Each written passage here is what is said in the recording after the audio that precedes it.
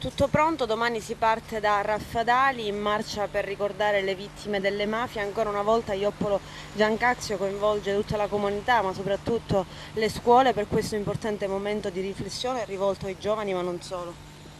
Sì, anche quest'anno siamo giunti alla terza edizione di una manifestazione che vede coinvolte numerose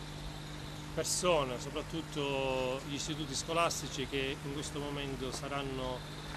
protagonisti e cercheranno di sottolineare con molta forza l'importanza di ricordare le vittime innocenti delle mafie perché tutti possiamo avere più consapevolezza, più memoria di quello che è successo nella storia e trarne quindi il giusto spunto per fare meglio, per dare il giusto contributo per una società migliore. È un momento che coinvolge le istituzioni, le forze dell'ordine, le associazioni, molte di queste con molta spontaneità hanno aderito e stanno dando un contributo per l'articolazione di come si svolgerà la giornata.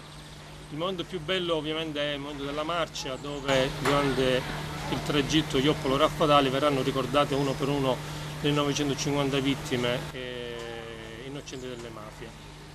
Giunti a Ioppolo, il cerimoniale istituzionale aiuterà un po' a interiorizzare meglio questo messaggio e con l'alzabandiere e silenzio per ordinanze chiuderemo questo momento. Dopodiché avremo un dibattito confronto con alcuni ospiti